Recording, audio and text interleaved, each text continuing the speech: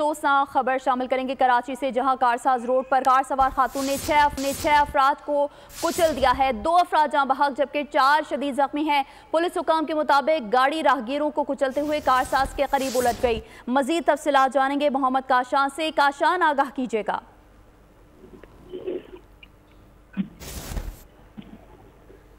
जी Kashan.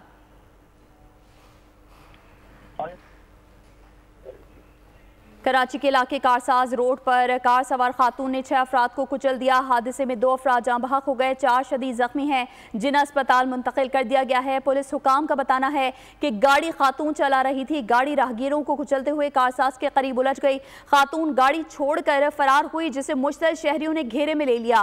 Police और rangers मौके पर पहुंच गए। खातून को पुलिस ने हिरासत में ले लिया है।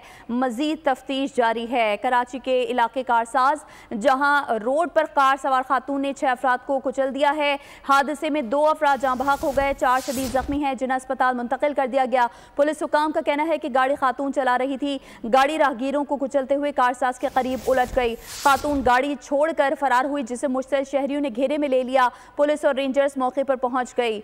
मजीद तफसीलात जानेंगे मोहम्मद काशान से। काशान, आगाह कीजिएगा, जख्मियों के बारे में कुछ पता चल सका है? तफ्तीश जारी है, कहां तक तफ्तीश पहुंची है? जी बिल्कुल, देखें पुलिस हुकाम की जानिब से वाकई की तफ्तीश जारी है। तमाम की CCTV फुटेजेस जो है वो भी तहकीकाती हुकाम की जानिब से हासिल की जा रही है। जबकि पुलिस हुकाम का इब्तदाई तौर पर बताना है कि हादसा कारसाज और नेशनल स्टेडियम की तरफ जाते हुए सर्विस रोड पर हुआ है। व्हाइट कलर की लैंड क्रूजर तेज रफ्तारी से गुजर रही थी, जिसने जो वहाँ पर मौजूद राहगीर थे उनको कुचला है। जबकि एनी शाहीन के बयानात जो है वो भी पुलिस हुकाम की जानिब से कलमबंद किए गए। पुलिस का बताना है कि जीप से पहले मोटरसाइकिल सवारों को कुचला, मुमकिन तौर पर फरार होने की कोशिश की खातून ने। जबकि जो मुश्तिल अफराद वहाँ पर मौजूद थे उन्होंने खातून को घेरे में ले लिया था। तो वहाँ पर रेंजर्स और पुलिस हुकाम भी वापस पहुंचे। गवर्नर सिंध कामरान खान टिसोरी ने भी इजहार अफसोस किया है। मोहम्मद काशान हमें तफसीलात बता रहे थे, आपका बहुत शुक्रिया। सब्सक्राइब करें और बेल दबाएं ताकि कोई खबर रह न जाए।